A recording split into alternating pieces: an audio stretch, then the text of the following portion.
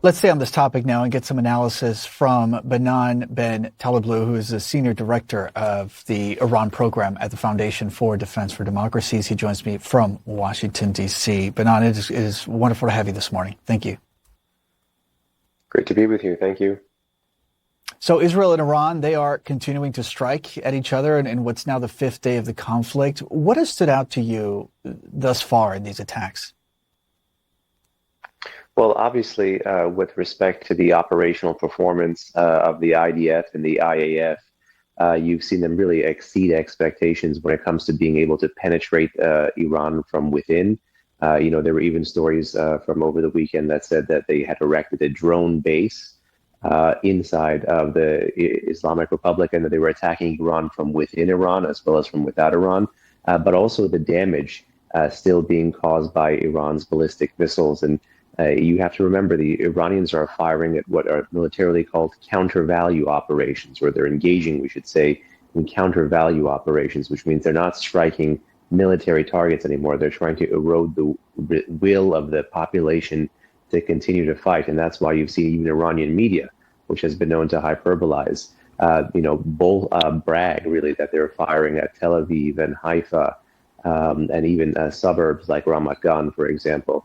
So the boldness of the Iranian approach to try to quite literally kill civilians and for the Israelis, the operational efficacy of them has been, beyond what many outside observers would have already assumed. We've been hearing from civilians both in Israel and Iran for days now. And earlier today on that topic, CNN actually spoke to Abbas Aslani, who's a journalist and researcher in Tehran.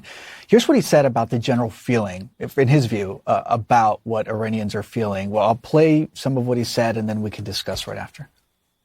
But what we are seeing from the public, even including those who have been critical of the government and establishment, is calling for a strike or response against Israel, and they have been supporting what Iranian armed forces have been doing in reaction against Israeli aggression. So keeping that in mind, what could dissenting Iranians be feeling in this very moment? Those who strongly disagree with this regime and certainly the accusations that have been brought forward against that regime, but at the same time, certainly worried about their loved ones, especially those living in some of those residential areas. How do they come to grips with all of this? To terms, I should say.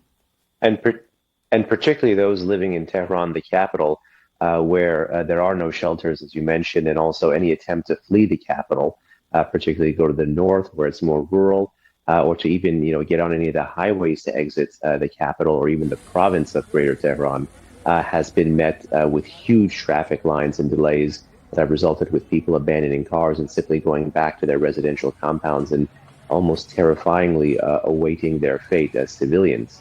Regardless of the orientation of most of Iranians, and here I would actually respectfully disagree with Mr. Aslani, the orientation of most of Iranians are actually pretty staunchly anti-regime at this point.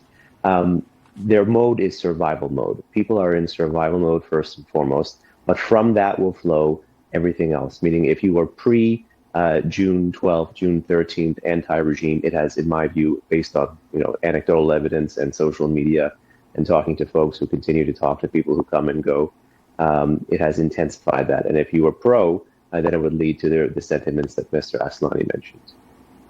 Yeah, to see a very important context here. In terms of what we've also heard from French President Emmanuel Macron, he has said that the U.S. made an offer for a ceasefire, as you know. Do you see this panning out at all this week, given the events of the last several days? In the very short term, no, I don't see an off-ramp diplomatically. But I still do think that the president means what he says when he says that he's still looking for a diplomatic solution and he's still calling on Iran to come to the negotiating table. And you're seeing and hearing mixed things right now from within Iran. There was an allegation reported over the weekend, I think by the Wall Street Journal, that said the Iranians had tried to reach out to Cyprus, to reach out to the Israelis. There was a story on Monday in an Iranian diaspora outlet that was allegedly quoting an unnamed senior Iranian diplomat who allegedly was offering a pause in enrichment or a pause in the fighting. You've even had a reformist newspaper today actually wholeheartedly admit that the regime cannot continue the fight given that it's conventionally outgunned. So you're seeing this slow edging in the Iranian position that perhaps could be something that the president or even any outside party like the Europeans could use to press for de-escalation and to press to get back to talks.